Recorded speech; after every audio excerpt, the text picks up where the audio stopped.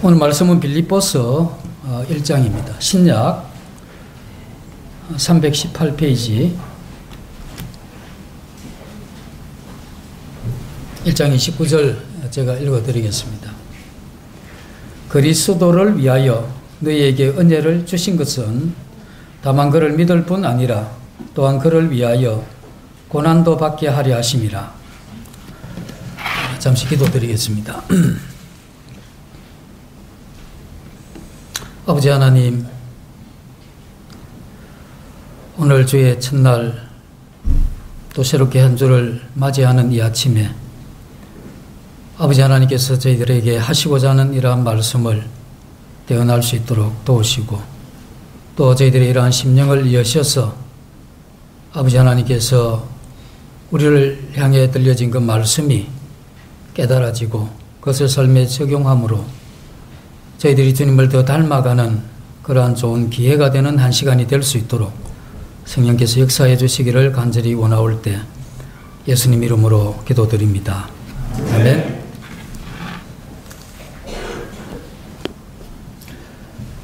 저희들이 신앙생활을 이렇게 하다 보면 기간이 얼마이든지 상관없이 우리가 주님 앞에 많은 것을 구하게 되죠.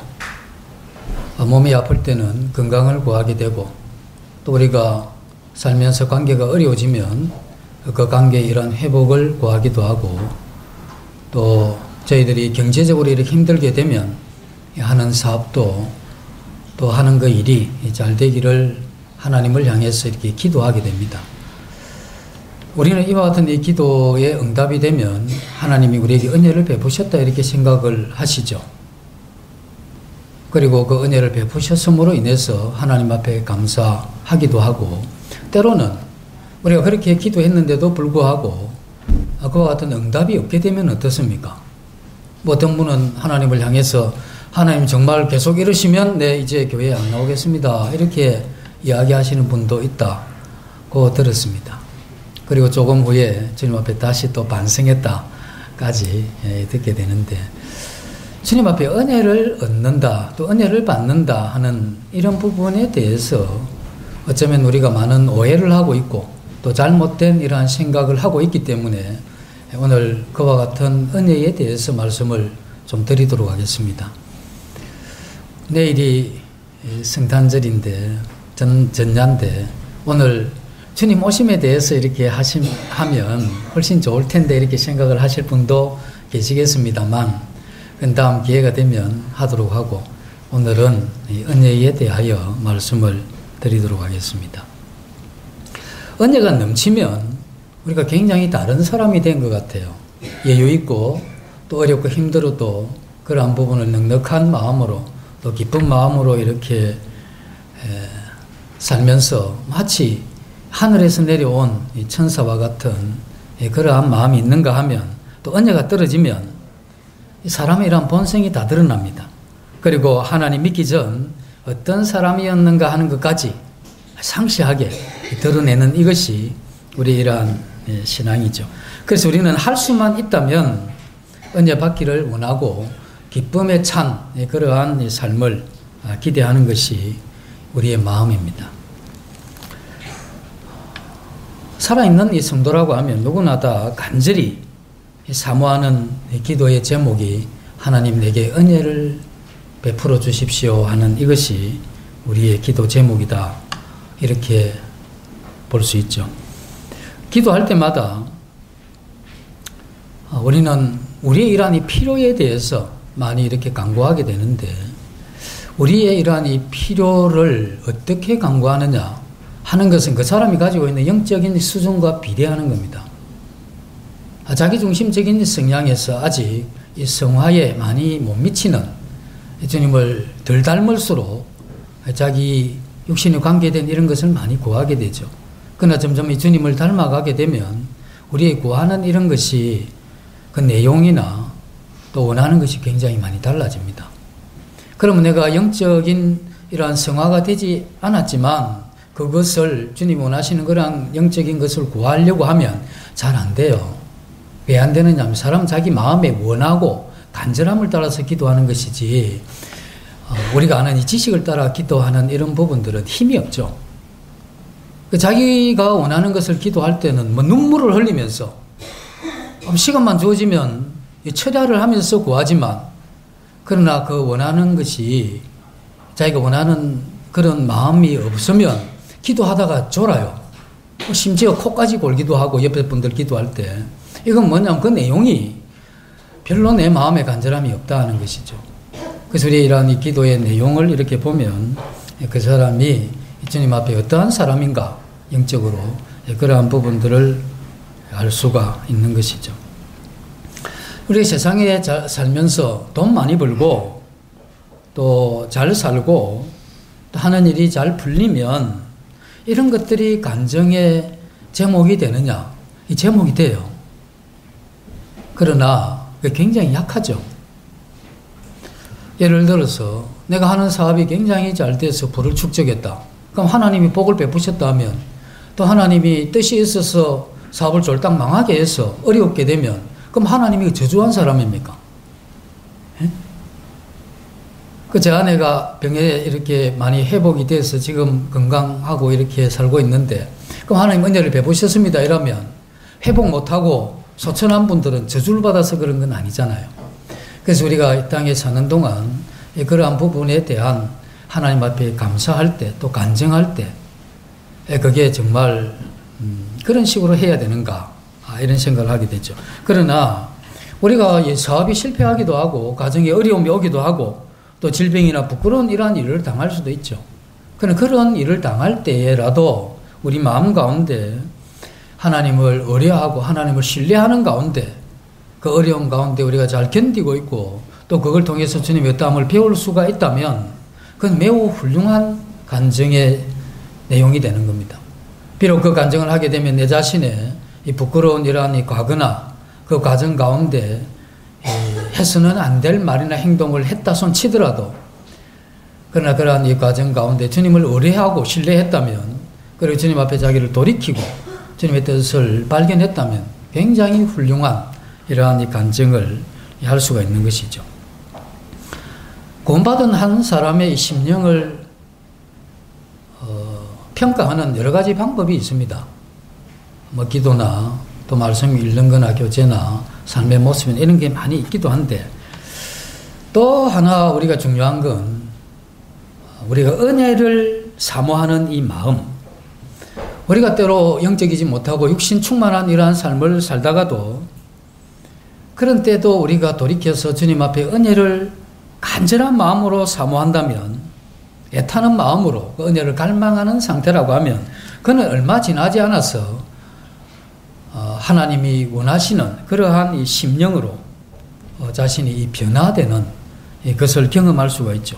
또 어떤 사람은 지금 매우 훌륭한 성자와 방불한 이와 같은 삶을 산다 할지라도 그의 마음 가운데 은혜를 구하는 갈망이 없으면 그는 잠시 후에 굉장히 육신적인 사람으로 이 전락을 할 수밖에 없는 것입니다.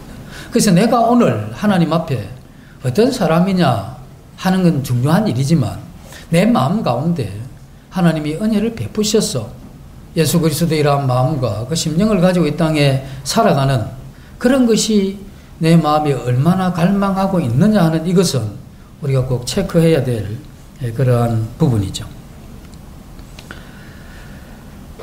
주님의 이런 은혜를 갈망한다, 은혜를 사모한다, 이거 어떤 뜻이겠습니까? 그래서 하나님의 은혜를 사모한다 하는 것은 하나님 자체를 사모하는 거고, 하나님의 은혜를 갈망한다는 것은 하나님을 갈망하는 것과 같은 말입니다.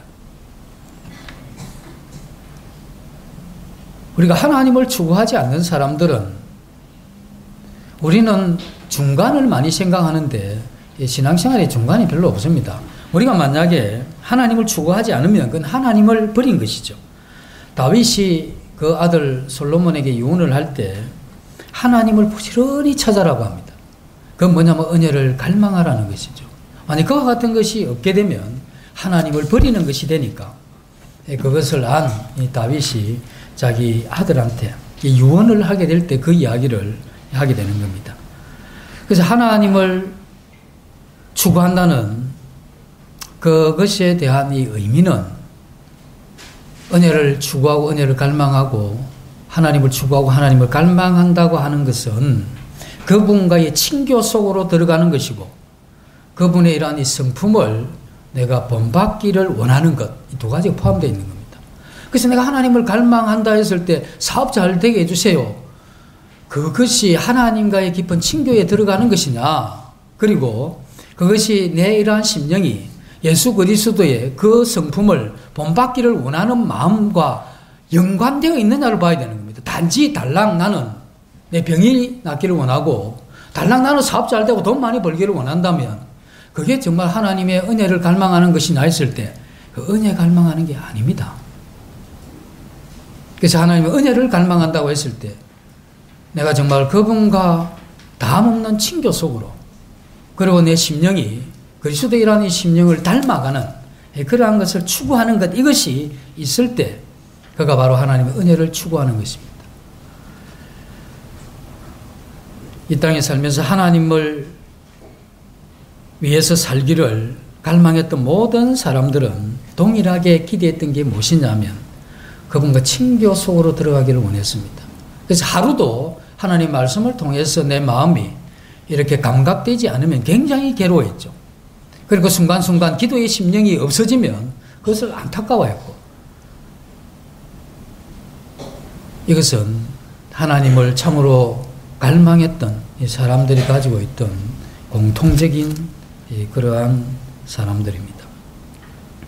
우리가 주님을 이렇게 만나게 되면 어떻게 변해야 되느냐 하면 하나님을 만나고 난 이후에 신앙을 해가면서 우리의 마음 가운데 우리 자신이 가졌던 그 꿈, 비전, 이루고 싶었던 그 일, 그게 하나님 앞에 무너져 본 적이 없는 사람은 그 사람은 하나님의 사람이 아닙니다. 내가 구원받고 난 이후에 지금까지 내가 추구하고 목적하고 이루고 싶고 하는 그런 부분들이 하나님 앞에 깨끗하게 완전하게 무너지지 않는 사람들은 그를 통해서 하나님 역사하기 굉장히 힘듭니다. 계속해서 이야기할 겁니다. 그 길이 아니다. 그러나 우리는 그러한 부분에 적절히 타협하면서 가는데 굉장히 발전해 가는 것이죠. 우리가 취향에 끌리는 것, 그것은 이 성경에서 이야기하는 꿈이 아니고 그건 자기 암시적입니다. 성경의 꿈을 가진 사람들은 뭘 발견했느냐 하면 자기가 이 땅에 하나님 없이 가졌던 그러한 이 꿈이 얼마나 허무하고 그것이 가치 없는가 하는 것을, 그리고 이 땅에 삶이 끝나게 되면 함께 끝날 것이라는 것을 너무 명확하게 봤기 때문에 인생을 그것을 위해서 전적으로 투자할 수 없다 하는 것을 깨달은 사람은 자기가 가지고 있던 그 꿈이 깨끗하게 무너지게 되죠. 그래서 우리는 이 땅에 신념에 가득 찬 사람이 볼 수 있죠. 또 하나는 신앙 가득 찬 사람이 있는데, 신념이 가득 찬 사람들은 주님을 만나지 않아도 그거 가집니다. 왜냐하면 이 세상 사람들이 신념을 가지고 살아가거든. 그러니까 하나님과 전혀 없이, 관계없이 그렇게 그 신념을 가질 수가 있습니다만, 신앙은 그리스도를 마음에서 만나지 않고서는 안 되는 게 신앙이죠. 그래서 우리가 이 땅에 살면서 이 신념은 무너져야 되는 겁니다. 그것이 아무리 아름답게 포장되었다 할지라도 그 결국은 그것을 통해서 이룰 수 있는 것이 없다 하는 것이죠. 그래서 우리가 가지고 있는 모든 꿈의 이러한 핵심은 하나님과의 친교를 통해서 오게 되는 것입니다. 그래서 하나님의 은혜를 구하는 사람은 하나님을 만나게 되고, 하나님을 만나게 되면 하나님의 음성을 듣게 되면서 내 자신을 평가하죠. 그리고 헛된 것을 추구하는 이 자신의 이러한 모습들을 이 십자가 앞에 내려놓고, 우리는 주님께서 내게 하기를 기대했던, 나 한 사람을 구원하실 때 나를 통해서 이루고자 했던 그 일, 그것이 새롭게 내 삶의 목적으로 자리 잡은 사람, 그 사람들을 통해서 이 세상에 하나님의 나라가 확장된다는 것입니다. 우리가 가지고 있는 것이 아무리 선하고 아름다운 목표를 할지라도 그것이 하나님을 향한 추구가 없다면 신념에 불과한 겁니다. 보기에는 모양이 비슷하지만 그것을 통해서 이룰 수 있는 것은 극히 미미한 그러한 부분이죠. 그래서 하나님의 이러한 이 친교를 이루게 하기 위해서 우리에게 필요한 게 하나님의 은혜입니다. 그래서 내가 하나님의 은혜를 주십시오 했을 때 그때 우리 마음 가운데 원하는 게 무엇이어야 되느냐 하면 내 마음이 하나님 그분과 만나는, 그리고 그 음성을 통해서 내 마음이 감각되는 이것을 간절히 소원하는 것, 이것을 이야기를 하죠. 그래서 대개 이 은혜는 이 객관적인 그런 은혜가 아니고 주관적으로 주어지는 은혜입니다. 때로 우리가 말씀이 우리에게 주어질 때 모든 사람들은 그 말씀에서 감동이 안 되는데 나는 감동이 될 때가 있어요. 그건 뭐냐면 그 말씀이 내게 주관적으로 들려진 거죠. 그래서 우리가 이 땅에 사는 동안에는 날마다 그와 같은 주관적인 그 하나님의 이러한 감동, 이것을 필요로 하고 이것을 성경에서 영적인 양식이라고 이야기를 했죠. 우리는 이것을 구하기 위해서 금식도 하고 철야도 하게 되는 것입니다. 왜 그것을 하느냐 하면 은혜가 다 떨어지고 나서 은혜가 소진된 이후에 살아가는 그 삶이 얼마나 공고하고 고달프고 힘든가 하는 것을 경험한 사람, 세상 살면서 별로 안 풀리는 건 없는데 왠지 내 마음에 이게 아니다 하는 때가 있죠. 그것을 명확하게 이렇게 본 사람들은 은혜 속에 사는 삶의 복됨을 알게 되죠. 비록 하박국 선지자와 같이 무화과 나무에 열매가 없고 우리의 양이 없어도 그래도 그 하나님과의 친교 속에 주어지는 그 기쁨을 맛본 사람들은 그것을 향해 끊임없이 구하는 이와 같은 마음들이 우리에게 있을 수밖에 없는 것이죠. 많은 사람들이 오늘날 이 은혜에 대한 오해가 뭐냐면 이 은혜를 통해서 우리는 자기 만족의 삶을 사는 겁니다.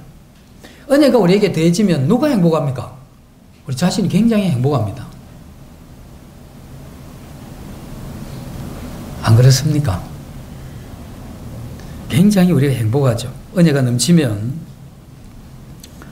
행복하지만 은혜가 사라지면 또 공고해지는 것입니다. 은혜가 더해질 때 가장 먼저 득보는 사람이 누구겠습니까? 자기 자신입니다. 그리고 내 가까이 있는 사람들, 가족들, 또 이웃들, 성도들은 시간이 필요해요. 무슨 시간이 필요하냐면 내게 하나님의 이러한 은혜에 의해서 하나님의 이러한 친교가 이루어지면 내 마음에 말할 수 없는 평안과 또 하늘로부터 오는 이런 힘이 있게 되죠. 근데 이게 생활 가운데 이렇게 나타나는데 시간이 걸리잖아요, 그게. 요 시간이 지나야 또 배우자가 또 덕을 보는 겁니다. 그래서 남편들을 어떻게 하면 좀, 내가 편한 남편이 되게 할 건가?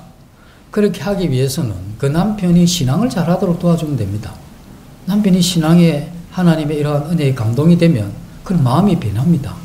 그래서 내가 이렇게 살아야 되겠구나.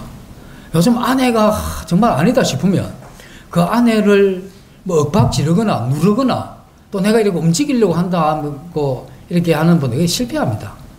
그렇게 걔가 성공한 사람은 없습니다. 우선은 좀 눌리겠지만 안에 그 스프링같이 저항하는 게 눌려져 있기 때문에 어느 시점이 되면 확 터져버리죠. 그때 감당도 못 한다고. 그러니까 내 아내가 정말 성경에서 이야기한 아내들과 남편에게 복종하는 그런 아내를 기대하신다면 그 아내가 신앙을 잘할 수 있도록 100% 배려해 줘야 되는 겁니다. 그게 누구를 위해서? 그 아내 자신을 위해서. 그 다음에 그 아내가 좋아지면 내가 덕보기 위해서. 네? 이런 얄팍한 정신으로 하면 안 되겠지만 그래도 그게 훨씬 빠른 방법입니다. 그래서 지혜로운 배우자는 어쨌든 그 배우자를 신앙을 잘할 수 있도록 또 지혜로운 부모는 자녀들이 신앙을 잘할 수 있도록 배려하는 이게 굉장히 지혜로운 그런 방법이죠. 어쨌든 우리는 많은 시간을 하나님의 이러한 은혜를 자기 만족 그 하나만을 향해서 은혜를 많이 추구했죠.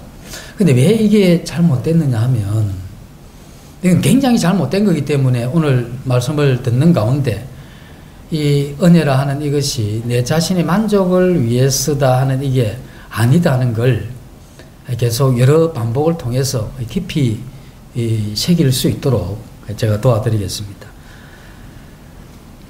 하나님이 우리에게 은혜를 베푸실 때 은혜는 하나님께서 우리에게 거저 주시는 겁니다. 그래서 선물이죠. 그러나 그 은혜 속에는 하나님의 계획이 들어 있습니다. 우리 자녀에게 잘 먹이고 잘 입히고 학교 잘 보내고 하죠. 그렇게 은혜를 베풀잖아요. 자식놈들이 돈도 맡겨놓은 것도 없이 내 돈 달라고 이야기를 하죠. 네? 마치 맡겨놓은 것 가져가듯이 돈 없으면 뭐 부모 야단치듯이 대들듯이 그렇게 하는, 그렇게 이제 그게 은혜인데, 부모가 베푸는 은혜인데 자식들이 받을 때는 은혜로 안 받죠. 근데 왜 부모가 그 은혜를 베풀면서 얘가 키는 175에다가 몸무게는 80kg 만드는 목적을 가지고 애 양육합니까? 그건 사육이죠. 부모들이 자식을 양육하고 은혜를 베풀 때는 부모들의 마음 가운데 뭐가 있느냐 하면 분명한 계획이 있습니다. 너 인간다운 인간이 되어야 된다. 그래서 내가 밥도 먹이고 학교도 보내고 그렇게 하는 거다. 이걸 가지고 있기 때문에 애가 잘못하면 어떻게 합니까? 너 그럴 것 같으면 학교 그만두라. 너 그럴 것 같으면 집 나가라. 뭐 이런 이야기를 하는데 요즘 학교 그만두고 집 나갈까 싶어서 그걸 야단 못 친다면서요. 그 왜 그렇게 하느냐 하면 계획이 있기 때문에 그렇잖아요. 우리 인간도 자식을 사랑하고 은혜를 베풀 때 계획이 있는데 하나님이 우리에게 은혜를 베푸실 때 그 은혜 속에는 분명한 계획, 그것을 가지고 우리를 대하시는 겁니다.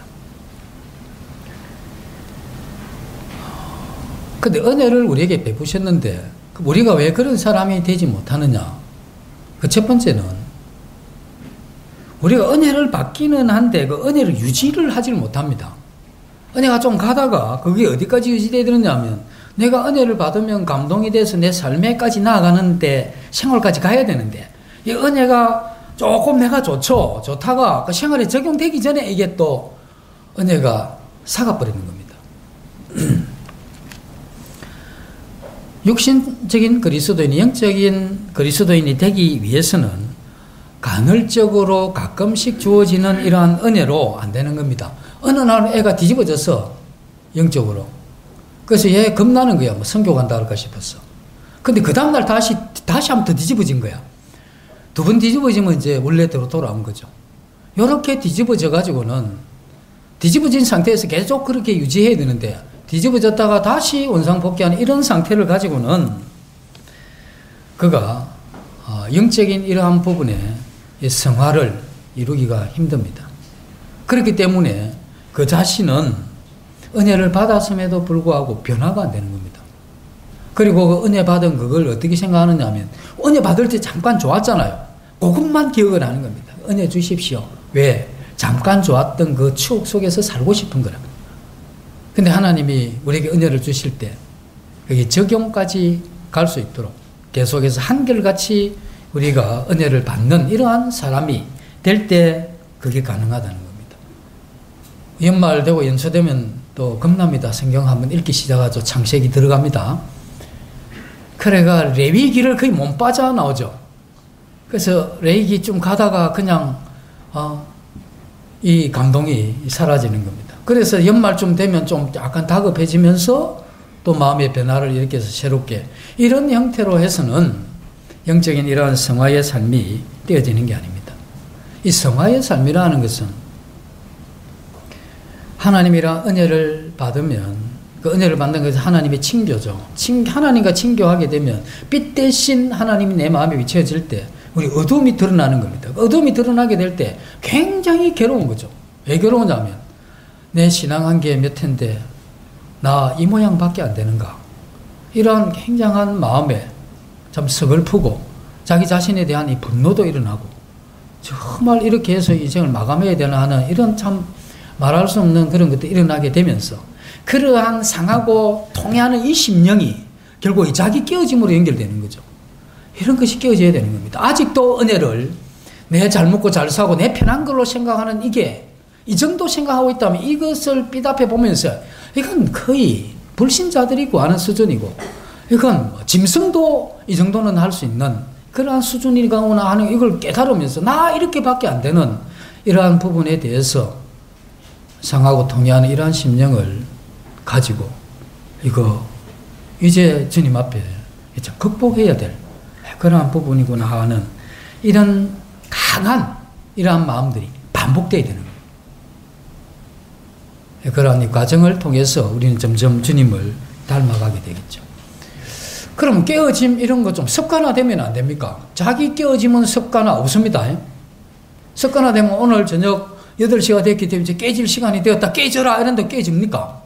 오늘은 뭐 바쁘니까 깨지는 거 한 5분만 깨지자 이렇게 한다고 그게 깨지는 거냐? 안 그렇습니다. 우리 신앙은 그런 식으로 하는 게 아니고 마음으로 하나님 앞에 하는 것이기 때문에 하나님과의 친교 속에서 이루어지는 그러한 성향이기 때문에 그런 것이죠. 어쨌든 가끔씩 일어나는 과격한 깨달음, 충격 이런 것을 가지고는 우리가 주님을 닮아가는 이러한 효과는 미비하다는 겁니다.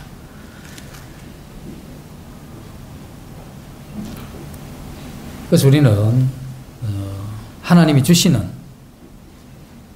이러한 이 신앙 가운데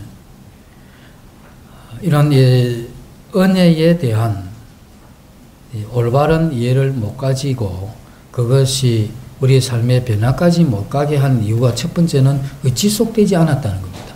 그리고 또 하나는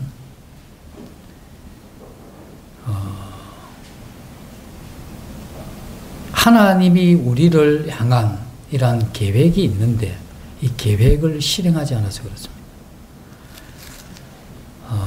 우리가 신앙을 하게 될 때 우리는 신앙이라 하면 두 가지가 함께 우리 마음 가운데 일어나는데 하나는 하나님은 우리에게 구원을 주시는 분이다. 우리의 하늘나라에 가면 상급을 약속하시는 분이다. 그리고 그분은 내게 평안과 안식을 주는 분이다. 하는 이런 이 초월적인 면에서 어떤 그런 면이 한 면이 있고 또 한 면은 어떤 거냐면 내가 이 땅에 살면서 하루하루 그 삶의 어떤 현실에서 주어지는 그 역사적인 면이 있죠. 우리는 오늘 하루를 살아가는 이건 우리 인생의 그러한 역사를 기록하는 것인데 그와 같은 두 면이 있는데 이 두 면이 함께 이렇게 흘러가야 되는 겁니다. 이렇게 흘러가야 그것이 되어지는 것이죠. 우리가 아무리 애국자가 아니라 할지라도 또 우리가 그렇다고 해서 매국노도 아니죠. 우리가 이 조국에 대한 이런 마음이 어떠하든 우리는 우리 나름대로의 이런 생각을 가지고 살아가는 겁니다. 우리 주님에 대해서도 마찬가지입니다. 우리는 동일한 그런 은혜를 받았지만 하루하루 살아가는 이런 부분들은 천차만별입니다. 전부 다 다르죠. 어떤 사람은 이렇게 생각을 합니다. 나 이제 주님을 믿고 영원한 생명을 가졌으니까 내 천국 간다 하는 이 하나 때문에 그냥 뭐 공부 이거 많이 했으면 하나 접자 하고 뭘 찬양이나 이렇게 부르면서 노래나 하고 자기 일을 안 해요. 이런 건 상당히 추상적인 신앙입니다. 또 그런가 하면 어떤 사람은 그런 거 필요 없다면 죽도록 하게 되는데 필요하다면 뭐든지 다 할 수 있는 하나님 우리에게 주신 이 소망이나 추상적인 면에서 그런 초월적인 이러한 이 성격에서 이런 부분이 굉장히 약한 사람들이 있죠. 그래서 그 두 가지가 조화를 못 이루게 되면 우리는 한쪽에 치우치게 되죠. 우리는 이 땅에 하나님을 믿는 사람으로서 하루하루 살아가게 될 때 우리는 그 한 걸음 한 걸음을 이렇게 걷는 이걸 우리의 발 자체 족적이라 하죠. 그건 우리가 남기면서 사는 겁니다.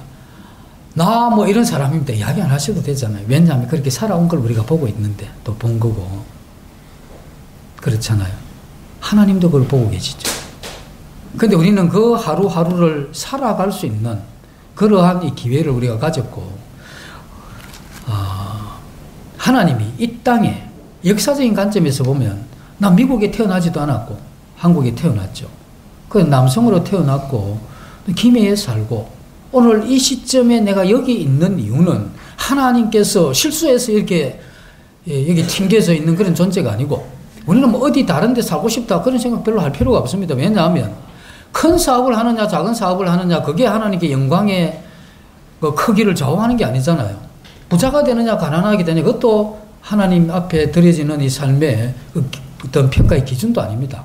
우리가 어떠한 일을 하든 우리가 어떠한 가정에 태어났든 우리가 어디에 살든 오늘 하는 여기 사는 이것이 내가 살아가는 무대고 나는 여기에서 하나님의 이러한 말씀을 따라 내 삶을 충성스럽게 살아가는 것 이게 우리가 하나님 앞에 살아야 될 그러한 이 삶의 모습이죠. 이런 것이 한쪽으로 치우치지 않고 이렇게 되어져 가는 것 이런 것이 우리에게 필요한데 이러한 부분들이 잘 되지 않고 어떻게 되느냐 하면 은혜라고 하는 이것이 어떻게 적용이 되느냐 하면 내 마음의 평안이 초월적인 거죠. 내가 살아가는데 사업이 잘 되는 것 역사적이죠. 그게 다 두 개는 있기는 한데 이건 성경에서 이야기하는 은혜가 아닙니다. 굉장히 비슷해 보이는데 성경에서는 전혀 그와 같은 것을 우리에게 은혜라고 이야기한 게 아닙니다. 다시 이야기를 드리지만 은혜라고 하는 것은 자기 만족을 위해서 하나님 주신 것이 아니고 은혜라는 것은 그 효과로 자기 만족이 나타나긴 하지만 거기에서 머무는 게 아닙니다. 우리는 자신에게 질문을 해야 되는 겁니다. 하나님 이걸 주십시오. 마음의 평안을 주십시오. 그러면 이걸 가지고 너 뭐 할 거냐 물어봐야 되는 겁니다. 하나님 돈 주십시오. 좋다. 돈 주면 그 뭘 할 거냐 물어봐야 되는 겁니다. 내 자신에게. 더 간단하게 쉽게 이야기를 하면 그렇게 마음 편안한 걸 원하고 하는 일 잘 되기를 원하는데 그렇게 잘 되면 하나님이 득볼 게 뭐냐? 이 질문을 하게 되는 거죠. 왜 그 이야기를 하느냐 하면 1장 29절에 보면 그리스도를 위하여 너희에게 은혜를 주신 것. 너희에게 은혜를 주셨는데 왜 주셨습니까? 뭘 위하여? 나를 위하여가 아니고 누구를 위해서?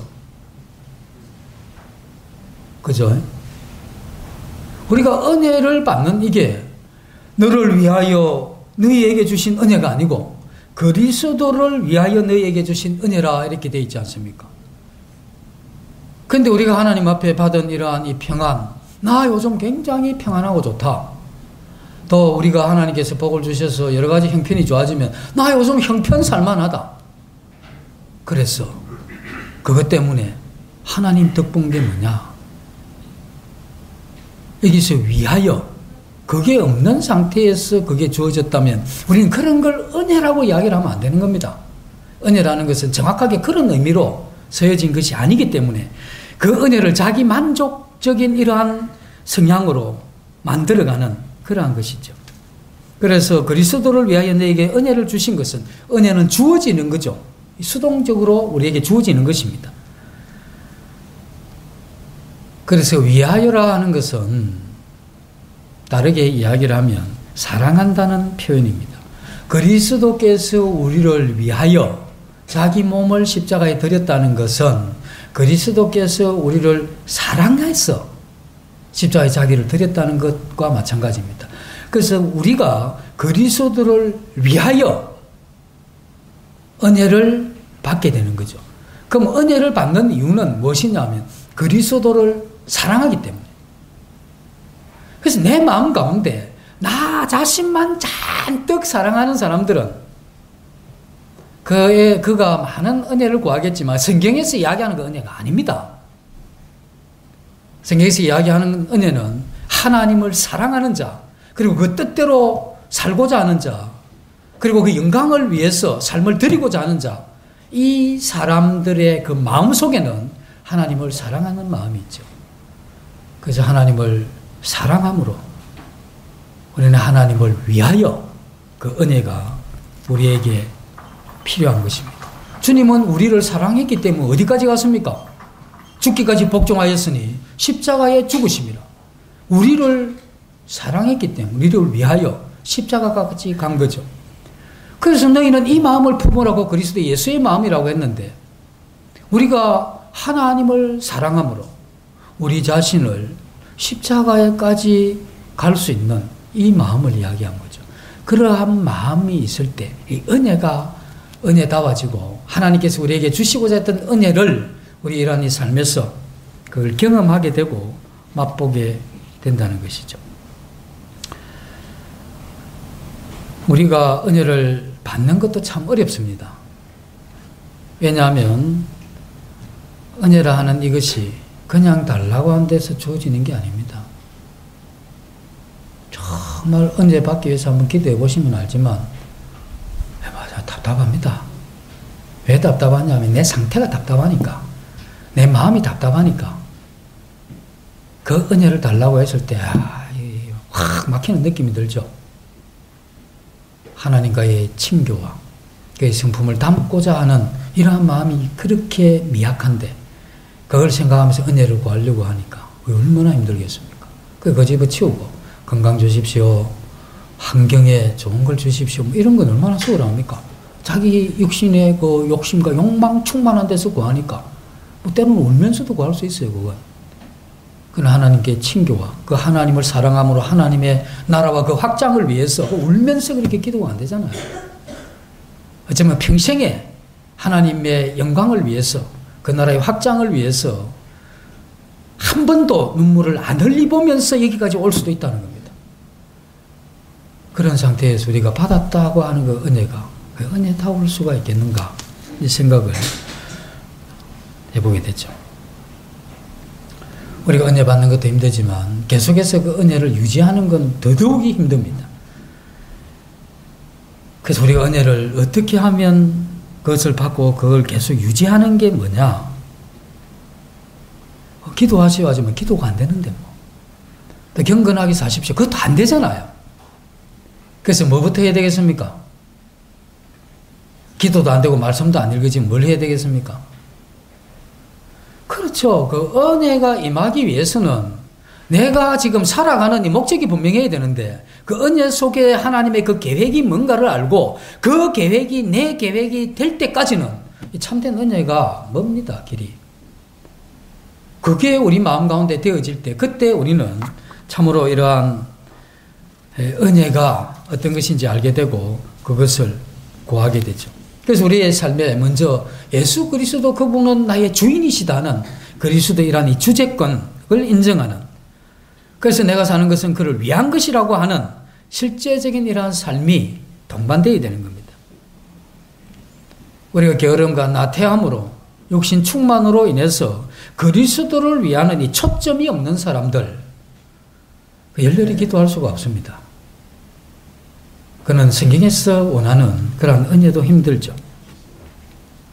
한 사람의 성도가 은혜를 구하고 은혜 속에 계속 사는 것은 굉장히 위대한 일입니다. 어떤 큰 일을 하는 게 위대한 게 아니고 한 사람이 하나님의 은혜를 구하고 그 은혜 속에 계속 산다는 이건 이 세상에 있는 그 굉장히 위대한 사람들입니다. 그가 얼마나 배웠느냐, 가졌느냐, 어떤 큰 일을 하느냐, 그게 아니고 은혜 속에 계속 산다는 것은 그가 시골에서 별 볼 일 없는 세상 사람들이 볼 때 그러한 삶이 산다 할지라도 굉장히 위대한 사람이죠.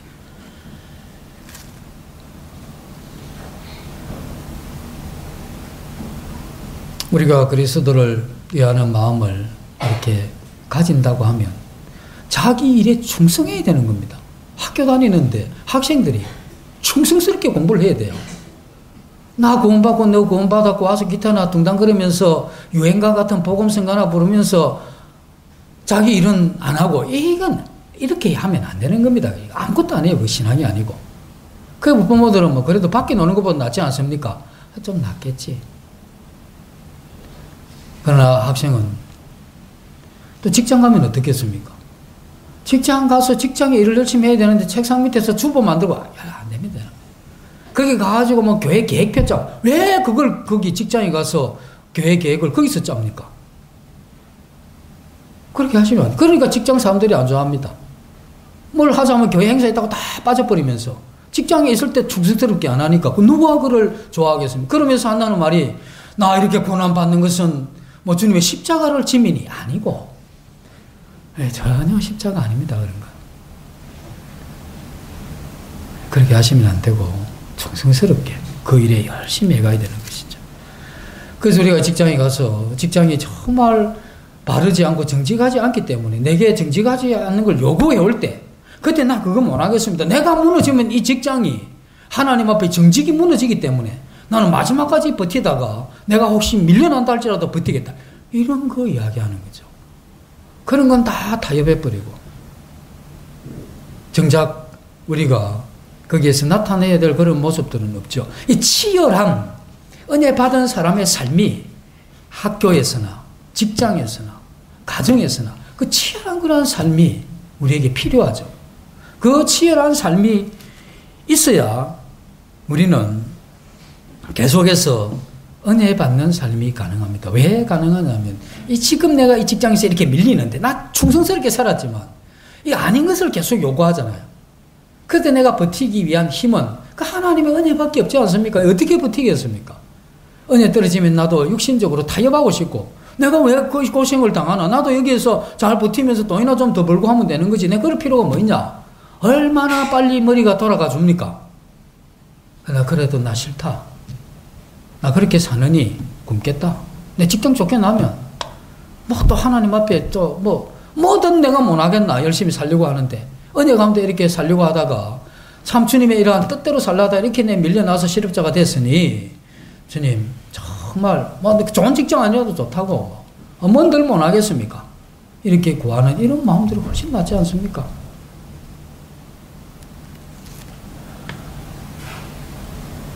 그래서 우리가 받은 은혜가 많다.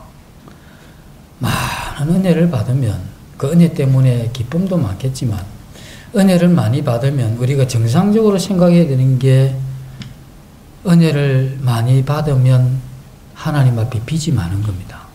5달란트를 받으면 빚이 5달란트라.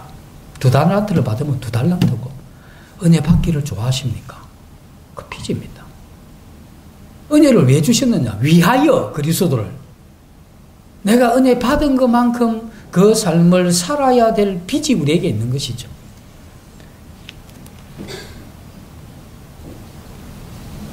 그래서 사도 바울이 죽는 것은 그리스도를 죽인 것을 내 몸에 짊어지고 하는 이런 표현을 합니다. 얼마나 뼈저린 그리고 뼈를 찌르는 말입니까? 사도 바울 혼자 예수를 죽인 것 같이 예수 죽인 것을 내 몸에 짊어진다. 이런 것은 그 은혜의 크기 때문에 그가 마음에 느껴지는 강도입니다.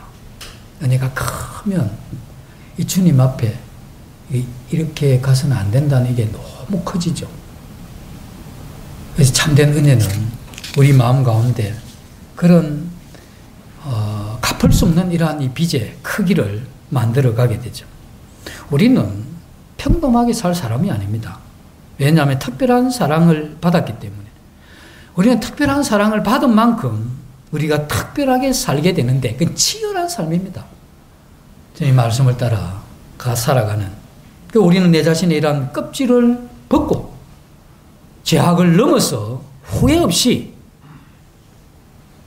자신을 주님 앞에 다드린 이 사도 바울과 같이 우리의 이러한 생애도 그리스도가 이 땅에 사셨던 그러한 생애와 같이 살아야 될 이러한 책임이 우리에게 있는 것이죠. 주님이 그렇게 부유한 집안에서 태어난 것도 아니고 왕족으로 태어나서 사신 것도 아니고 그 평범한 사람으로 이 땅에 오셨죠. 그러나 우리 주님이 사셨던 삶은 특별한 삶이었습니다. 우리도 이 땅에 평범하게 왔지만 그와 같은 은혜를 받은 이후에 우리의 삶은 특별한 이러한 삶이 되어야 된다는 겁니다. 세월이 우리가 많이 갔죠. 이제 연말이 이제 됐는데 우리가 세월이 많이 지나갔는데 지나간 한 해를 보면서 내가 주님을 위해서 살아온 날이 몇 날이나 되나 이렇게 돌이켜보면, 그리고 주님을 위해서 산 것 같은데, 그러나 불순종한 동기를 가지고 산 거 다 빼버리면 내가 주님 앞에 기록에 남을 만한 이러한 날들이 몇 날이나 되겠는가 이 생각을 하면, 이렇게 살다 죽는다고 했을 때 왜 마음이 좌절감이 안 옵니까? 어떻게 내가 받은 은혜인데, 다른 사람들 예수 그리스도의 십자가의 죽음이 비밀 속에 있었지만 그 이해되지 않는 그 복음이 내가 깨닫고 믿어질 수 없는 그 복음이 내 마음에 믿어지게 하신 그 특별한 은혜를 받고 내가 살아가면서 주님 앞에 내놓을 날이 이렇게 없을 수 있겠나. 그래서 우리는 항상 은혜를 주신 그 하나님을 생각하면서 내가 이 빚더미에 앉아 있구나. 언제 내가 이 빚을 다 갚을 건가. 그래서 사도 바울이 내가 유대인이나 이방인에게 다 내가 빚진 사람이다. 어떻게 내가 이 빚을 다 갚을 건가. 어떻게 해서 어떤 삶을 살아서 무엇으로 내가 이 빚을 갚다가 갈 것인가. 그래서 우리는 항상 이 쓸모없는 나를 이 세상에 태어나게 하셔서 참으로 어리석어 보이는 그 복음을 믿게 하시고 확신을 가지게 하시고 그 복음의 비밀을 내게 보여주시고 그것을 믿을 수 있도록 그렇게 하신 이 모든 것이 빚인데, 나 통해서 주님이 영광을 받으실 수 있으시겠는가? 그리고 내 삶에 정말 주님을 위한 그러한 삶은 있는가? 우리는 주님 앞에 이러한 은혜를 받으면 이 은혜를 어떻게 쓰느냐 하면, 은혜가 하면 마음에 힘이 솟으면 이걸 그리스도를 위하여 그 힘을 쏟는 게 아니고 자신의 삶을 위해서, 자신의 삶에 그걸 추진하기 위해서 그 에너지 다 써버린 겁니다. 그 은혜는 그리스도를 위하여 주어진 것인데, 어쩌다가 주님 은혜를 좀 주시면 그 은혜의 힘을 자기의 삶을 위해서 전부 다 써버리는 거죠. 사도 바울이 이 빌립보서를 쓸 때 그는 복음을 위해서 갇히고 또 순교의 이러한 시간을 기다리는 이 죄수의 몸으로서 그 편지를 쓰고 있는데, 그가 이 감옥에서 이 글을 쓰죠. 그러면서 자연스럽게 나오는 게 뭐냐면 그리스도를 위하여 받은 은혜를 이야기하면서, 그 다음에 그는 또한 그를 위하여 고난도 받게 하려 하심이라. 얼마나 이게 자연스러운 겁니까?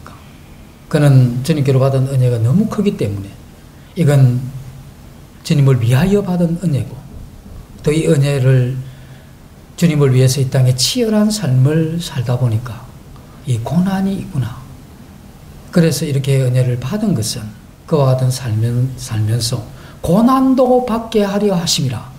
이것이 하나님의 뜻이다 하는 것을 알면서 그 마음에, 자연스러운 표현이잖아요. 그런데 우리가 좀 어려우면 주님이 이렇게 하실 겁니까? 신앙에서 나오는 이야기 아니잖아요. 어떻게 주님이 이렇게 하십니까? 하면서 태들듯이, 저는 정말 주님이 이렇게 하시면 나 가만히 안 있으면 또 어쩔 건데, 배배송한 것도 없으면서. 핵은 은혜에 대한 굉장히 이해가 잘못된 사람들이 가지는 그러한 부분이죠. 우리는 은혜를 받고 아무것도 하지 않으면서 그것만 즐기는 것, 이건 아니죠. 그래서 성경에서는 믿음과 삶은 나눌 수가 없는 겁니다. 그래서 믿음의 역사라 하죠. 근데 사도 바울이 이게 믿음과 삶을 이렇게 나누는데, 이거 나눌 수 없는 건데 이렇게 나눈 이유는 뭐냐면, 치열한 삶이 없는 믿음은 이게 성경에서 이야기하는 그 믿음이 아니다 이 이야기입니다.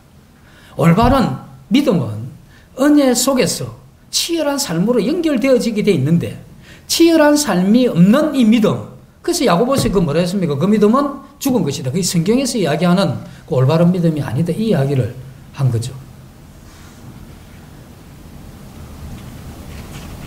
그래서 우리가 주님을 믿고 이렇게 가게 되면 참 힘듭니다. 그런 힘든 걸 그런 힘든 걸 내 생애에 나열할 수 있어야 돼요. 우리가 그걸 나 뭐 주님 뭐 이렇게 하기 때문에 뭐 이렇게 했습니다. 뭐 주님 앞에 유지하는 게 아니고 내 그 은혜가 컸기 때문에 내가 이와 같은 이 삶의 현장을 내가 경험할 수밖에 없었던 우리의 이러한 이 과거가 있어야 되죠. 그 지금도 그러한 과거를 만들기 위해서 현재를 살아가야 되는 겁니다. 주님 믿기 때문에 인간으로서 도리를 못 해본 적 있어야 되죠. 내가 주님을 믿기 때문에 그 길을 내가 가는 것 때문에 우리가 직장에서나 또 학교에서나 어디서나 우리가 그것 때문에 당한 그러한 이 고난, 그게 있어야 이 성경에서 이야기하는 그 믿음을 이야기하는 겁니다. 그래서 믿음은 우리의 치열한 이 삶과 함께하는 그러한 특성이 있죠. 은혜의 이러한 이 목표는 그런 거죠. 은혜의 목표는 그 치열한 삶을 살면서 고난받게 하는 겁니다. 그래서 우리를 부르신 부름은 그 고난을 위한 겁니다. 우리는 예수 그리스도를 믿으면 마냥 행복할 것 같다. 아닙니다. 이 세상에는 고난이 있죠. 그러나 이 행복은 우리가 주님이 주시는 그 소망을 가지고 그 목적을 가지고 하나님의 은혜를 통해서 그 삶을 통해서 고난은 오지만 그러나 주님이 나와 함께 하시고 내게 그 어려운 가운데도 베푸는 그러한 위로와 격려 그리고 그 가치 있는 삶을 산다는 마음의 힘 이런 게 굉장히 위로가 되는 거죠. 그건 돈하고 바꿀 수 없는 거잖아요.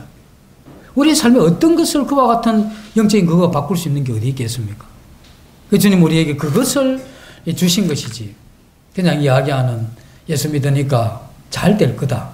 예수 안 믿는 분들이 훨씬 더 잘 됩니다. 한번 보십시오. 굉장히 잘 돼요. 우리가 예수 믿고 나서 그 길 따라가려고 이 길을 온 건 아니지 않습니까?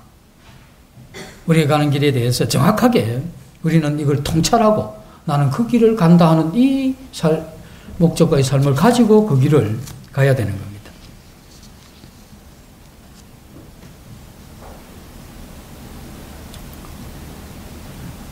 우리가 이제 얼마간 살고 나면 우리 인생도 결산을 해야 안 되겠습니까? 예. 그래서 우리의 결산은 이 땅에서 끝나는 게 아니죠. 이 땅에서 끝나는 사람은 이 세상을 위해서 산 사람은 이 세상에서 마지막 결말을 하는 겁니다. 훌륭하다. 큰일을 했다. 그리고 참 많은 걸 이루었다. 그러나 그 육체가 이 땅에 떠나면서 그 모든 것도 함께 끝나는 겁니다. 그러나 우리가 이 땅의 삶을 다 끝나게 되면 우리는 주님 앞에 가서 이 결산을 하게 되겠죠. 우리가 주님 앞에 결산을 하게 되면 우리가 하나님으로부터 얼마나 은혜를 받았느냐는 그 양을 가지고 하나님이 결산하는 게 아닙니다. 하나님이 마지막 결산하는 그 은혜를 따라서 치열하게 살아왔던 그 삶을 이야기하는 겁니다. 그 삶이 얼마나 되느냐 이것을 이야기를 하는 거죠. 지금은 예수 믿는 사람들이 이 세상에 고난당하고 어려움을 당하면 이 세상에 있는 사람들 우리를 안 부러워합니다. 우리 부러워할 것 같지 안 부러워합니다. 간혹 있습니다. 이 세상에서 정말 마음이 힘든 사람들은 우리가 마음 편히 살아가는 이걸 좀 부러워하지만 우리가 예수님 때문에 받는 고난과 어려움과 역경 이걸 부러워하는 사람 아무도 없습니다. 어쩌면 우리는 이 세상에 멸시와 무시를 당할 수가 있죠. 지혜 없어 보이고 미련해 보이죠. 그리고 우리는 정직하고 믿음을 따라갔지만 그 사람들을 볼 때는 미련하고 둔하고 융통성 없는 사람으로 우리 평가를 받겠죠.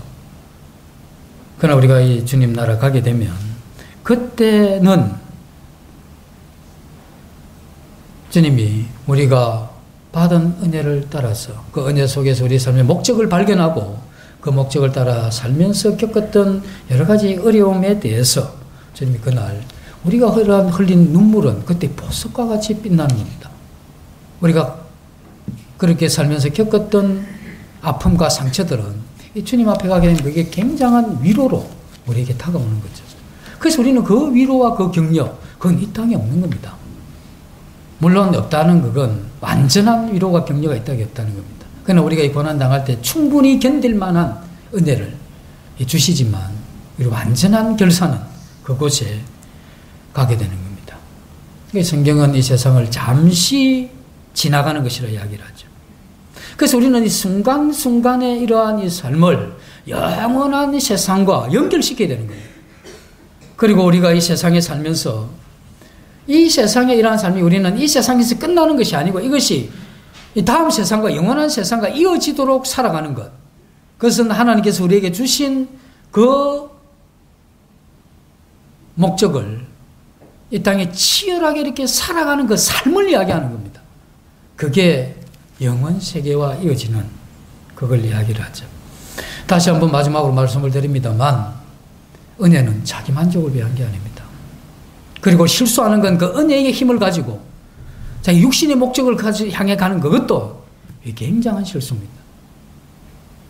은혜는 그 속에 하나님의 계획이 있고 그 은혜는 그리스도를 위하여 너에게 주신 은혜라고 이야기를 했고 그래서 그 위하여 그 은혜를 사용하게 되면 반드시 고난이 있는 겁니다.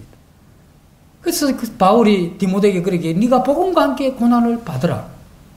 그래서 아직도 복음을 위해서 그 은혜 가운데 있는 그 목적을 이루기 위해서 치열하게 사는 모든 사람은 이 땅에 아픔이 있습니다. 그리고 고통이 있는 것이죠.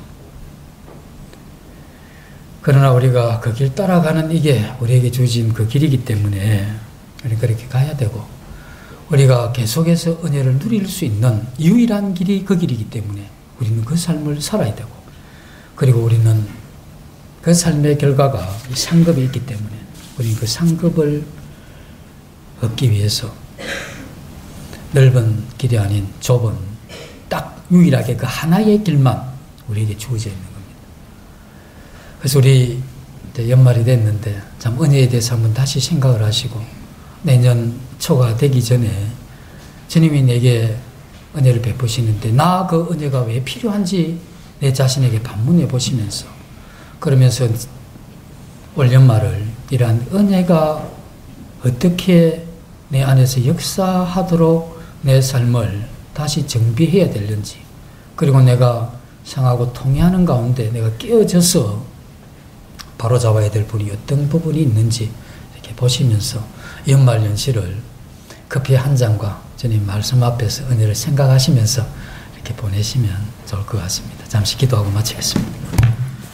아버지 하나님, 저희에게 주신 은혜에 대해서 감사하는 것은 저희에게 치열한 이와 같은 삶을 살아갈 수 있는 그리고 이 땅에서 끝나지 않는 영혼에 잇대어져 있는 이 삶을 살 수 있는 길이 그곳에 있음을 저희들이 알고 그 길로 인도하신 주님 앞에 감사를 드립니다. 주님 내가 길이요 진리요 생명이라고 하신 그 주님 앞에 저희들이 주님이 사셨던 그와 같은 삶의 모형을 따라서 저희들에게 주어진 그 길을 따라갈 수 있도록 주님 저희들 마음을 새롭게 해주시기를 간절히 원하며 이 모두를 예수님 이름으로 감사하며 기도드립니다.